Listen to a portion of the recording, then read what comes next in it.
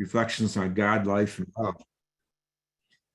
It's really a good book. And there's a chapter, a small but rich one, on Hanukkah. And he really makes 2 points about it, that Hanukkah is a feast of lights. It's about the miracle of lights.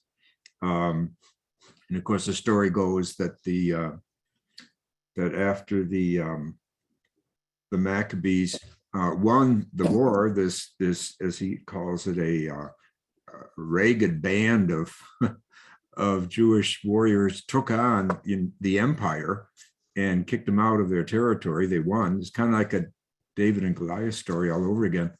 But then when they controlled their own destiny, they went downhill. And so the rabbis didn't know what to do, because people got into the celebration of the festivity of the occasion, because it was like a July 4th or something every year that came around. But they didn't want to celebrate the decadence that was now going on according to their judgment, because the community got more and more Hellenized and further from the Jewish teachings, if you will. And so then there was this rather modest experience of lights that burned, candles that burned for 8 days and saved part of the community. So they really blew up the miracle of Hanukkah and the lights. So there really were 2 possible miracles. One was this small band taking on the empire's army and winning. This army was a descendant of Alexander the Great's army. And secondly, these candles that burned. And then Rabbi Green says, what is a miracle? Well, it's a marvel, something that's marvelous. And so both these stories are marvelous, and they are about light and they're about miracles. So that's the summary of Hanukkah, 2 words, light and miracles. And then, of course, the Christmas celebration is also about light and miracles. And the idea that a peasant baby would take on the Roman Empire and not exactly win in his lifetime, quite the opposite, but he spread enough seeds that eventually a basic message, such as he was talking about becoming the light of the world, everyone should become a light in the world, and he was called a light of the world and so forth. So it too is a season of light, and of course all this happening in the Northern Hemisphere during the darkest time of the year. And so it's really 2 wonders, the wonders from the Jewish experience and the wonders from the Christ experience, which of course was another Jewish experience, because Jesus was Jewish, and everyone who wrote about him was in that first century. So that's kind of the religious heritage of this moment. And when you look up the history of Christmas, it's interesting, because it wasn't declared a feast day, the 25th of December, until the 4th century. And that was after Constantine became a Christian and took over the temples, many of which were in disarray anyway, to the various gods and goddesses of the empire, and turned them into Christian churches and the rest. So Christmas wasn't celebrated until really the 4th century. Though we have one document that says in Turkey, in Antioch, Turkey, they did celebrate it once in the 2nd century, but there's only one document. The point is, it didn't spread until the late 4th century. So I think this is all worth meditating on. And then if you throw science in, that light, I mean, both of these are feasts of light in time of darkness. And then if you throw science in, and everything it tells us about light, I mean, it's defining matter as frozen light today. That's pretty exciting. And that's certainly about the incarnation of this vast mystery that we call light. And I love that Einstein said once, he said, if I could have my way, I'd like to spend my entire life studying nothing but light. That's very Jewish. It's very within this tradition of both Hanukkah and Christmas to recognize that light is so mysterious, so full of mystery. And In fact, in my book, One River, Many Wells, on the world's spiritual traditions, one of the chapters is on light. And I point out that in my study of world traditions, light is the most common synonym for divinity. That light represents the sacred all around the world. And from the Celts to the Africans to the indigenous and aboriginal. So light is this great mystery. And of course, science now is head over heels in trying to understand light and its speed and all the other mysteries involved with it. So these are a few thoughts going through my head this season, and I share with you. And the poem brought it out too, how the light and the darkness are playing together to make life happen on this very special, tiny, and endangered planet that is ours. So I think somehow we can all make connections with this in the order of the sacred earth. Thank you. Beautiful, beautiful, Matt. That was very eloquent and poignant connection-making speech. Thank you. I enjoyed that as much as any that you've given. So thank you for that. And it was reminding me.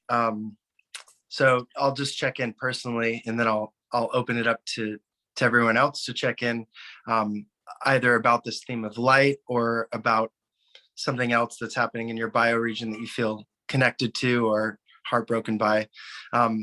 But in my work as a spiritual coach, counselor, what I've found that's been coming up most recently has been connecting in a psychosomatic way to that experience of light or holistic connection with life that's fundamental, that's core, but also potentially more dreamlike or a stretch in some ways. And when I think of a miracle, I also think of a stretch. It's something your rational mind doesn't necessarily think is going to happen.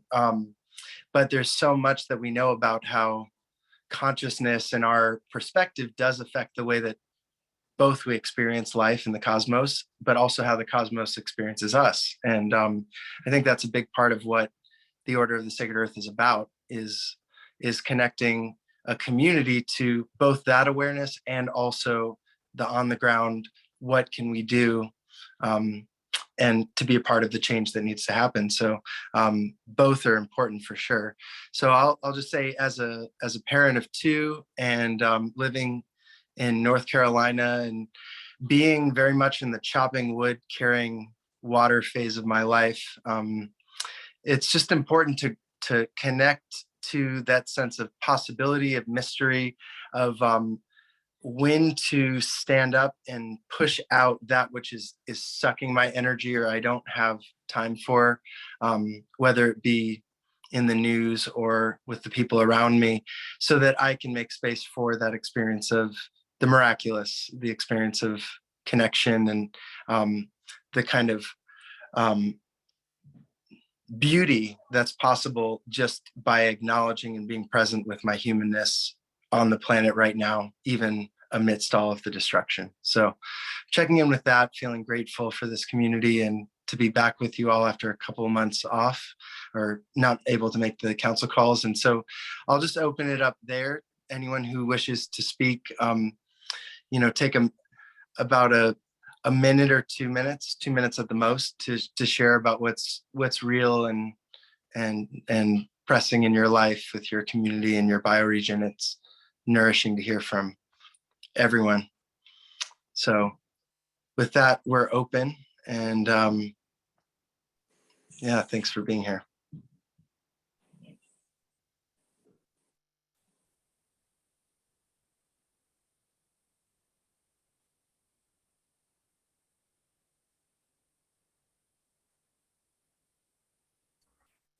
I'll say something. Lately, I've been grappling with the feeling of estrangement from involvement with electoral politics and political pressure. I'm starting to feel like it's Skylar, you kind of reminded me of it when you said time suck. I'm wondering whether that's a or for me personally, I feel like I should be putting energy into more long-term, bigger vision, dealing with maybe what seems to be the inevitable, more dramatic changes that we're about to confront, rather than this seemingly theatrical battle that doesn't even get close to the core of what's going on. That's me right now. Thank you. Can you say your name and where you're at right now? Seth Wilpan. I'm in Northampton, Massachusetts. Thank you. Yeah, I'd like to introduce myself. Am I coming across, Skylar? Okay. Yeah, my name is Roger Hudson. I live in Spokane, Washington, and have just recently joined. In fact, this is my first attendance here at the order, but originally from South Africa. I'm a United Methodist minister, and I'm just thrilled to be a part of the Order of the Sacred Earth. What's kind of giving me light at the moment is there's a wonderful organization in Portland, Oregon, and they've come up with something that they call a pattern map. And the core of the pattern map are three patterns, which are three overlapping circles, somewhat kind of similar to the Trinity. And it's the three P's of sustainability. How do we live profitably while caring for people and planet? Another way of saying planet is that's natural capital, profit is economic capital, and people is social capital. And then attached to each of these capitals are various patterns that illustrate the total picture. And there's 57 of them all, but it gives you kind of a map, a framework to begin to understand patterns. And I'm using it locally here to identify who actually is illustrating these various patterns, which are all part of this huge whole called sustainability.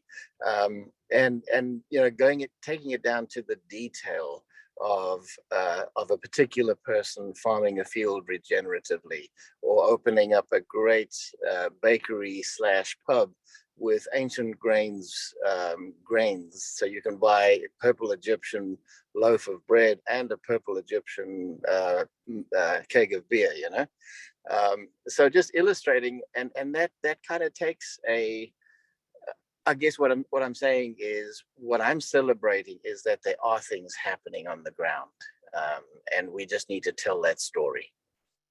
But nice to be with you all.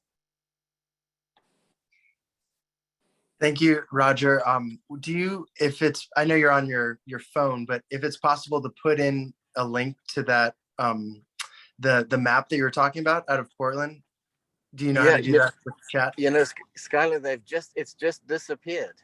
So okay. I'm in the process of trying to get it back up again. And as soon as I do, I'll be happy to share it with folk. Great. Yeah. And our email is orderofthesacredearth@gmail.com. If you do think of it and want to send it, we can send it along. But I think I've heard of it before. But I think I've seen something like it. But thanks for sharing. Thank you. Bill and Joanne Lang from Wauwatosa, Wisconsin. We're struggling through a time of grief and tragedy. A man drove into a Christmas parade in Waukesha and killed several people, injured 56, killed a couple of children. So we're reeling from that. Also looking forward to the 12th of December, which is the feast day of Our Lady of Guadalupe, who is revered throughout America, the Americas. She was appeared at the site of an ancient goddess, so she could be related to the ancient goddess, and certainly the Pachamama and Mother of the Earth. So we're in a situation of grieving, yet looking forward to celebration.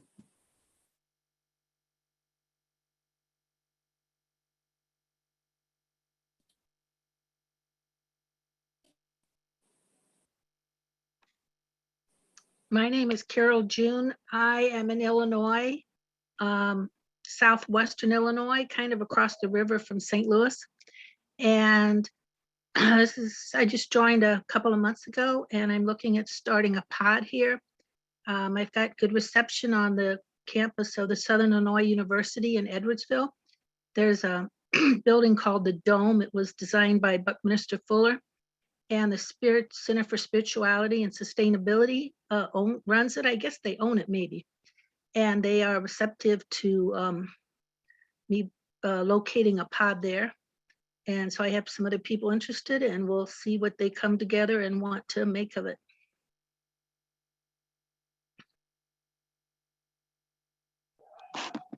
Beautiful, Carol. Email us if you have any questions or need support in any way about starting a pod.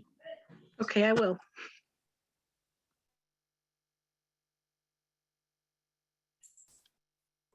Hi, my name is Joe Pugh, and I am hailing from Phoenixville, Pennsylvania. This is my first meeting. I only found out about this group a couple of days ago, a week ago, in fact. I'm very excited to be here. I felt a calling literally all my life to be a lover and defender of Mother Earth. And it's only now at the age of 58, I'm finding you, but I'm very happy to be here. In addition to, I'm a member of Sierra Club, Audubon, Arbor Day Society Foundation.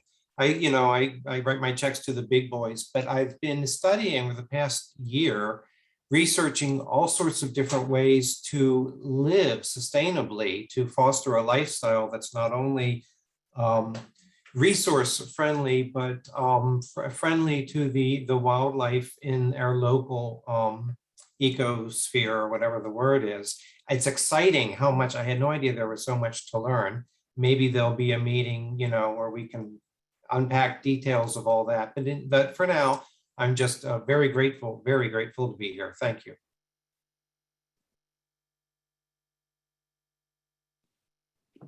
Hi. Oh, go ahead. Or two people at once.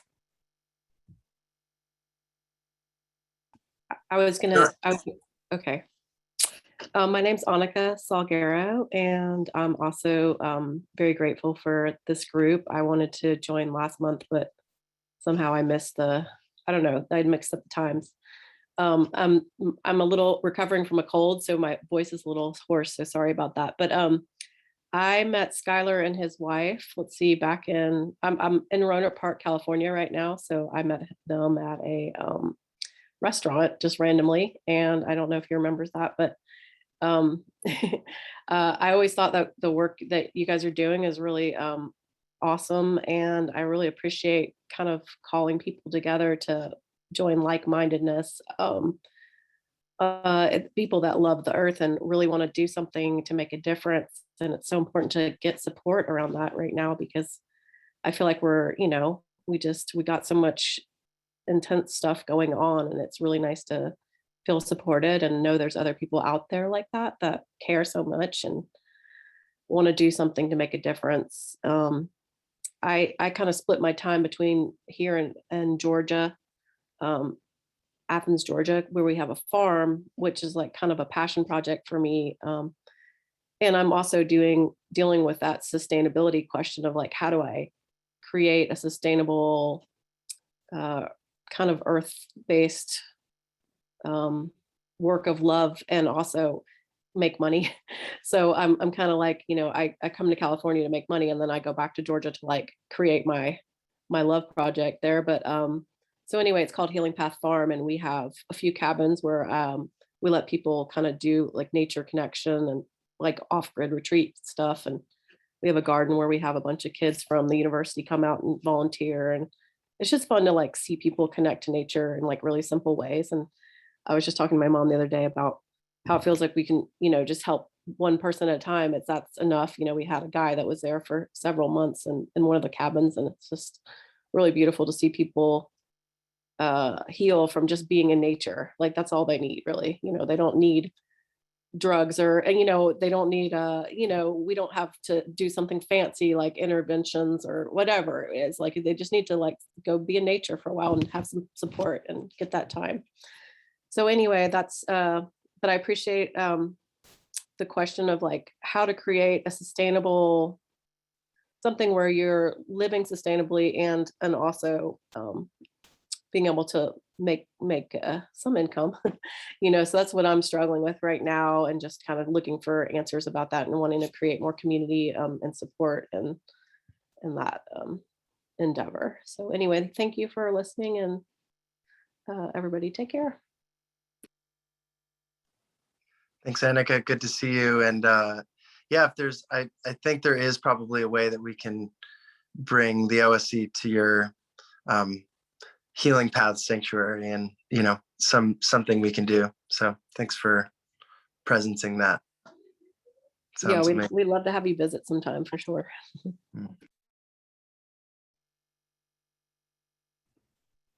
Hi, my name's Elizabeth Russell. I'm in Eugene, Oregon. And I'm really being with this conversation about light, and and hearing sustainability come up so many times. And somebody earlier spoke to something that felt a little bit distinct from sustainability, which was adaptation. And when I think about light, of course, it's so important and beautiful and a gift in all of the associations and ways that have been laid out. And I feel like I don't want to get hasty. There's this conversation about deep adaptation that has been going on in our culture and communities for a while. And we're sitting with that question, of course, but I feel like there's a reckoning available around how but perhaps how humankind is in relationship with the larger body of Earth, that is really at the root of all of our questions about sustainability and viability, and how do we return to belonging. And I feel like there's the conversation about deep adaptation, and certainly the ways that we have to give things up,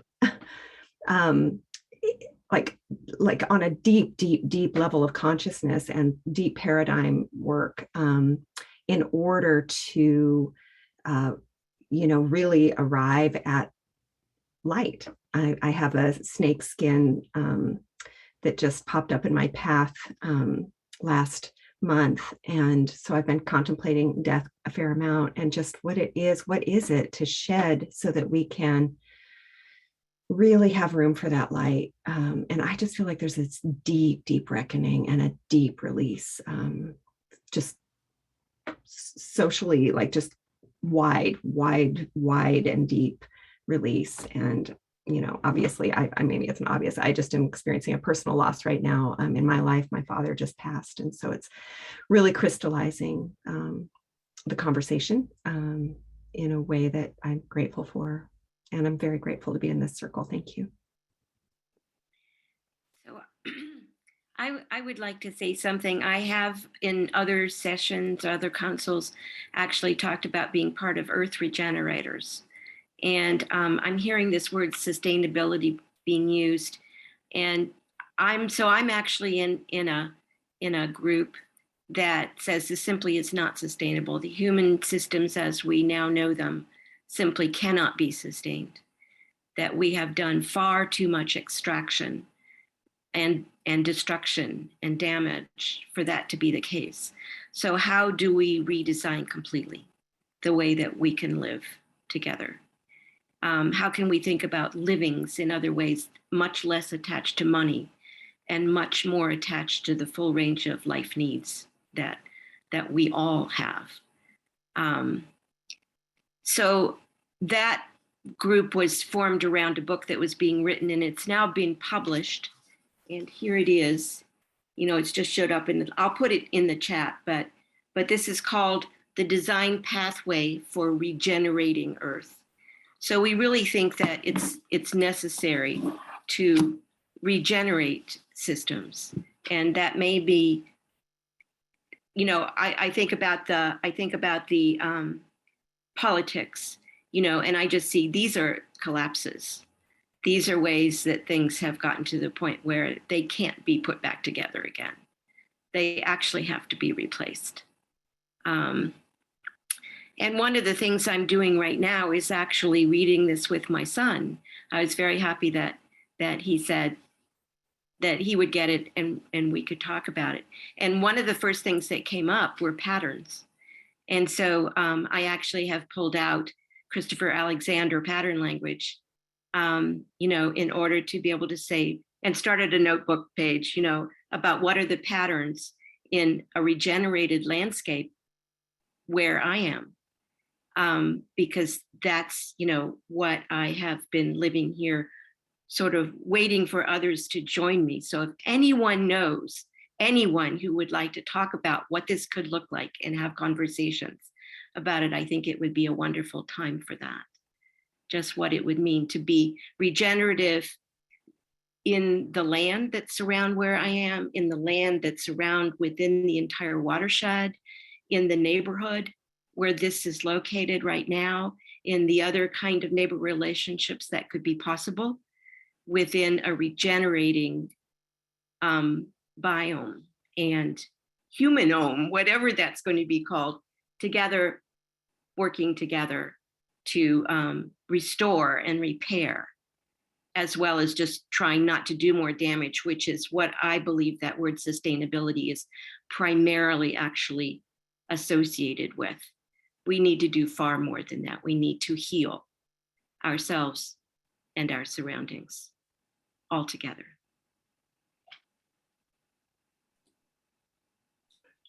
Alhamdulillah. Alhamdulillah. I want to translate that best I can. Is alhamdulillah. It translates as hooray! Look what Spirit is doing. Hooray! Hooray! So I wasn't going to speak, but I'm speaking, and I'm here in Connecticut, beside the living directly beside the Schnipsic Forest in Connecticut, and my second time here. Earlier, I listened to last month's opening that Jesse led. Thank you, Jesse. And then tonight I listened to what Anita said, and I'm just taking it in. So when I say alhamdulillah, it's just looking at the screen and feeling the light. What a beautiful gathering. My goodness, look at this. Look at this. If you so anyway, I don't want to ramble.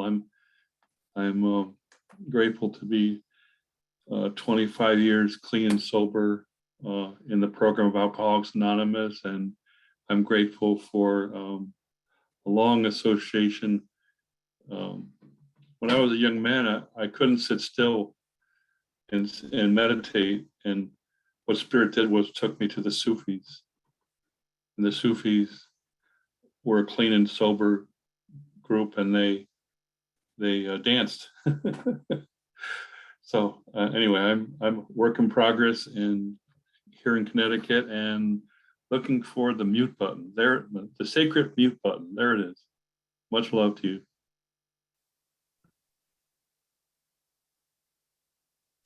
This is my first time here, and I'm recently moved to the kind of northwestern tip of Washington State.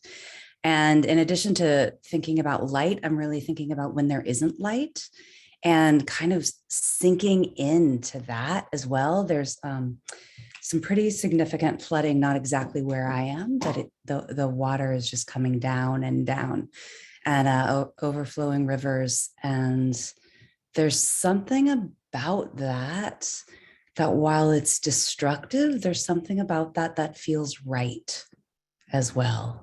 That sometimes things happen that there isn't room for, right? That sometimes there are forces that come over our riverbanks. So that's what I'm sitting with in this moment.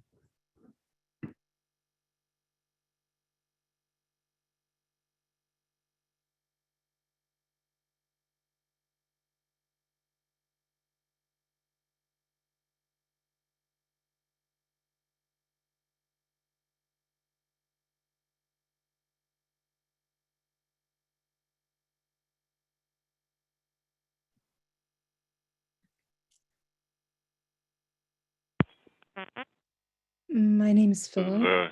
Dave from Saskatoon, from the Canadian Prairie.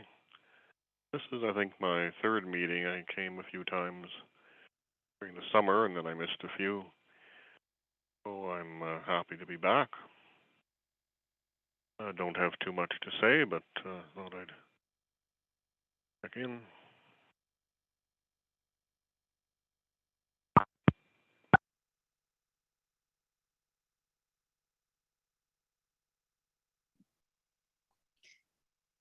I'm Philip from Baltimore, and it's really resonating with all that's been said about regeneration and deep change and sustainability. Back in 1996, I think I heard about what was then called the triple bottom line. It's really, really good to hear about this being extended outward to something more than just business, to a deeper level. I'm in a strange kind of balancing act.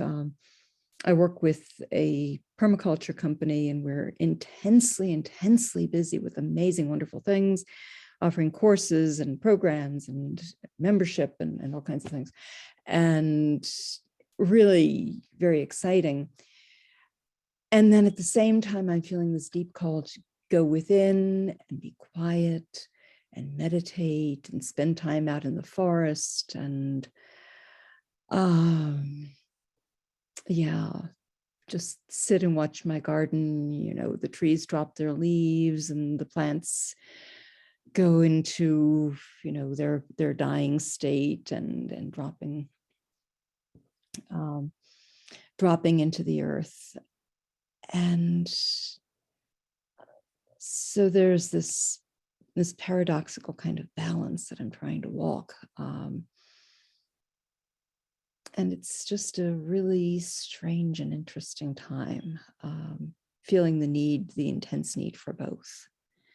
So that is where I am.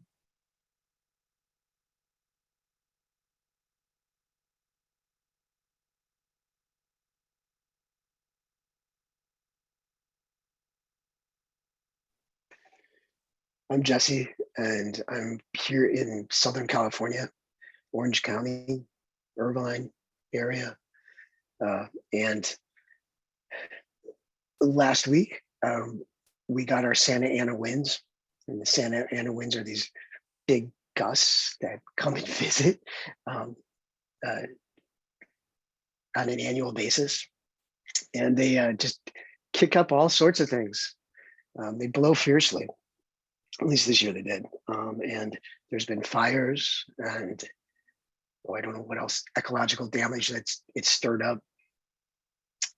And this year, I don't usually have allergies, but it kicked up something in my body. So it made me very aware of the change that's going on. And I've really just kind of had to let go of a lot of things in the last few days and just kind of step back and be quiet. Hit the sacred mute button, as someone said in life. But I want to say that as our pod here, we have been out to the beach to do some beach cleanup.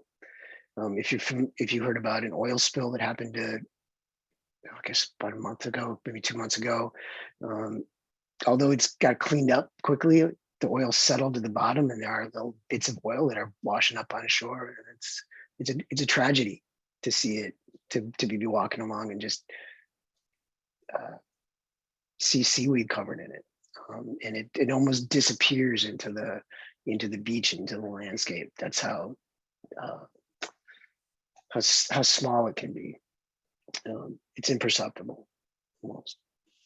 So what I want to say is, I know that this week we have a big lunar, a new moon and a solar eclipse, and there's a lot of change that's happening, both with moving into the darkness and into the light again. So that is my rambling for right now, and I'm going to leave it at that and hit that sacred mute button. But I'm very grateful to be here and very grateful for everything everyone's doing. So thank you.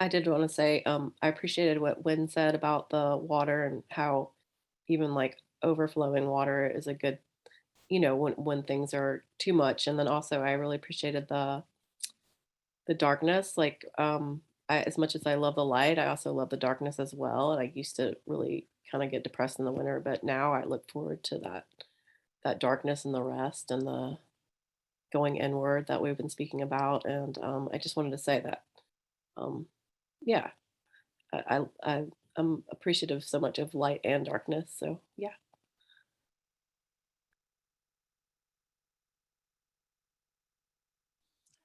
I'll just chime in about the darkness that again, Skylar here, that I feel like there's a level of turning into the darkness, into the regenerative mystery that nobody, not no scientist, no expert of anything really knows what's needed right now on Earth to make humanity and the Earth work in a regenerative way right now. So I think it involves all of us turning in, or I'll say for myself, I know that there's something humble and regenerative just for me to acknowledge that and to settle into the beingness of it all rather than the doing. And so that's my rambling, and I'll hit the mute button.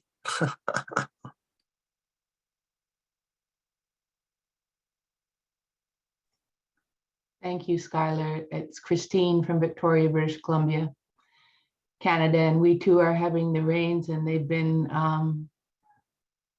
quite destructive and to a lot of farmers on the mainland, and here requiring food shortages. But I agree with what you said, Skylar. Mother Nature is asking her human children to allow her to run her show. And we were always meant to be divine beings, not little conditioned doings. And, that's what we need to let go of at this moment. And I thank you, Matthew, for being such a good friend of humanity's team. I'm complete.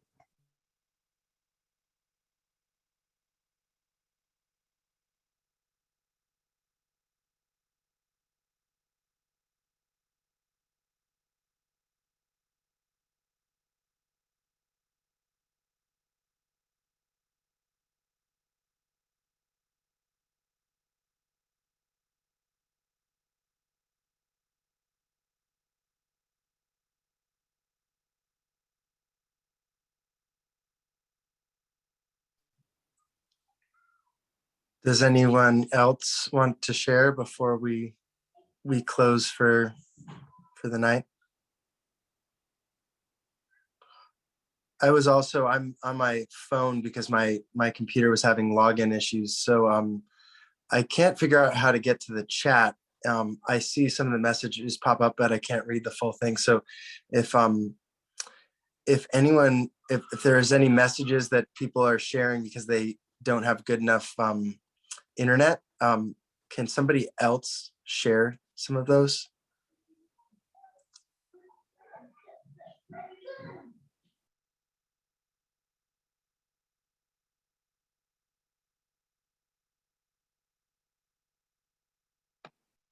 This is Carol. I can read those. Do you want me to just read them?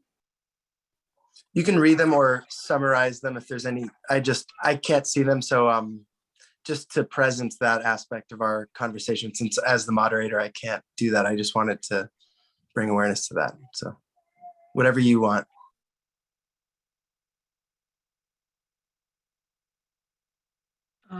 Some people mentioned some other sources like a write about Paul Hawkins' writing on regeneration and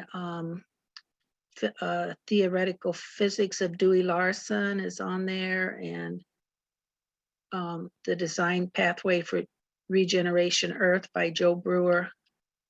A lot of people just seem to be in sync with each other.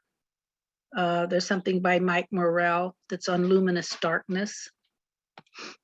And an Advent, does that say? An Advent exercise there to wholeness. And talking about the eclipse and a couple of past eclipse and the reaction to that.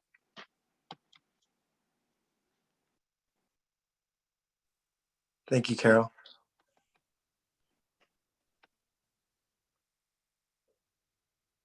And so last chance if anyone else has anything. Yeah.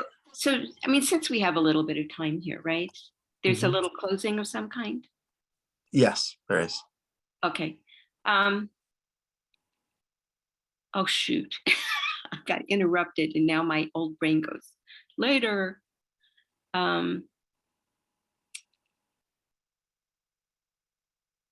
I'm sorry. Somebody else needs to talk until I remember it again, and then I'll come back. You're just about to remember it. You just have to let it go and let it come to you. So I'll just say that since we have some more time, there's a way that we were talking about darkness, regeneration, not taking ourselves too seriously, being flexible and adaptable, deep adaptation, rambling, hitting the sacred mute button. So I know what it was I was going to say, which has to do with networks. You know, the pods have been tended to be local, geographically, where there are enough people that people know. But there are many of us, you know, who are more, you know, around the world even. And Earth Regenerators has formed in a way that there are several thousand people now all around the world in all the different areas. Mostly it's done in English, right? But there are a lot of people in there who English is a second language for, you know. And so I think that there needs, you know, I was hoping that Matt would actually do a little report. I think Matt's dropped off now. And so Skylar, you might say something, because I understand that you and Matt are kind of working on helping us get a more of a platform of some kind. And that started because we were talking about online pods. So, you know, just for there to be more ways of people to be able to group together to be effective community, you know, not just coming to meetings and not just in local pods, but even local pods connecting with other pods. That's what we're trying to work on and get into place. So, you know, if you have any report on something that I don't know about yet, I would love to hear it. You know, I just really want to encourage that kind of spreading. Beautiful. Thanks, Anita. And yes, I feel like these monthly meetings are one of a basic form of support of gathering our collective intentions and just showing up, but they're just the tip of the iceberg. And when we started the Order of the Sacred Earth, our intention was for it to be a participatory, not hierarchical, you know, grassroots, that those who know more than we do in each of these different areas will gather, and the creativity from that will do more than we could have imagined. So we were just hoping to kind of put out a call with our book Order of the Sacred Earth, but then also with these meetings. Since then, Matt Mazzucchelli just messaged that I think his internet isn't great, so he's just been messaging. But I had a meeting with him today, and he's very good with technology, and I think he's been meeting with you and others to set up a platform that will be something different than Facebook, different than the other social media platforms, which kind of take on a life of their own and cover up the real message in many ways, I feel. So this would be a way for both, it would be on our website, our own independent platform where people can collaborate, they can find each other bioregionally. They can also connect on specific global issues or specific local issues. And many groups can come from that. And I think since we started the OSC, it's been our intention to have something that can create momentum, be a place for people to meet and like a forum, and also a place for people to set up in-person things, which although it's harder now, it's more essential than ever. So I feel that now's the time, and I don't know the time frame, but it should be fairly soon when that's set up. And our goal is to set up the most bare bones, simple platform that also has the ability for people to populate their own bios, their own information, like set up a profile, but you don't have to. So you could just participate anonymously, or but there will be a variety of different ways that you can post ideas, articles, meetings, online groups, anything. So that's our goal, and I think we're very close to having that. So I'm excited to say that, and thanks for asking. And I'd like to put out the invitation as well for any of you who feel called to participate as much as possible, as we still in many ways are getting off the ground as a kind of grassroots organization, to join that platform and to participate in creating community, because it takes all of us to kind of start it.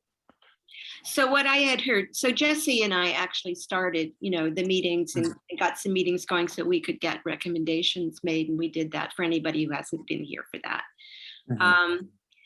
But one of the things that has come up in that conversation is the need for, like platform manager, community manager, other kinds of things. And so anybody who has, some time and interest in being able to contribute in that way, I would really hope that you would get in touch with one of us, me, Jesse, Skylar, Matt, whoever it is, because we're in touch with each other too, to some extent. And if somebody needs to get in touch with any one of you, they can email us at orderofthesacredearth@gmail.com, and we can direct you, because we know most of you. Thanks, Anita. And we're getting close to time for closing. So Phil, I don't know how much time you need for closing, but I think we should probably move in that direction. Just have a quick question. Yeah. I see a button that says save chat, and I can hit save chat, but I don't know if I can recover it. Does somebody have the technical skill to save the chat and maybe email it to Skylar so he'll have it? Thank you. That would be very helpful. I also hit record just while I'm thinking of it.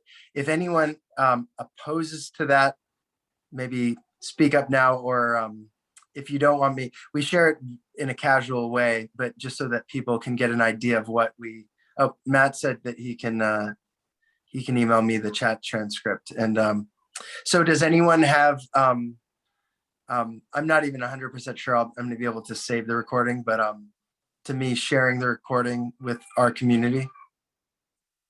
Okay, great. I just like to ask. All right. I had a question real quick. I was wondering, because I'm interested in helping with the platform, but just who would I get in touch with? One of you guys? With probably Email? Matt Okay. Mazzucchelli, or with myself. Okay. Yeah. Okay. So you can email me. All right. And let's I think we're ready to close. Phila. Thanks, Skylar. Thank you. This is a poem from a weekend calendar by Emily Kidar. It's called Slow Motion Prayer. Get real quiet and listen in. Keep going. You'll notice before long some small tendril of desire wrapped around the minerals that make you. Feel it pull up through your core, like a river of blue opal laced through boulder stone. Let the breath lift and dance you as bending grass dances with fragrant wind. We know that longing can hurt. but realize it matters. Your longing is slow motion prayer. Remember that the world too is longing for you to get out of your own holy way. So raise yourself up, hands open and heart first. We live on the wild edge of death and birth. It's up to us to begin again.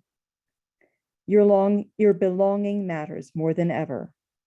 Every small dream of a thriving world is one note in the new song, one thread in the new story, one cell in this earth body, pulsing toward vitality. And so it is.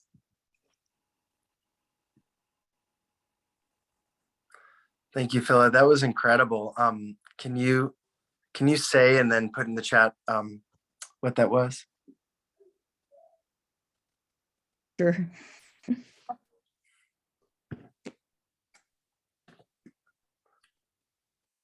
Who was that?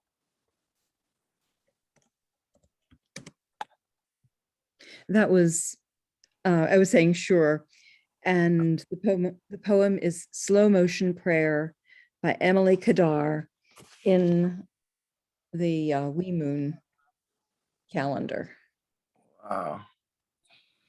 That was so beautiful and perfect for this moment. You're a Jedi master and you're on it for finding that. It just felt right. Thank you. And thank you all for joining us and for being part of this this slow movement and yeah, deep adaptation and longing. All right, blessings to you all on your way this month, and happy holidays, holy days, light and darkness, and yeah, sending love. Be well. Blessed be. Blessed be.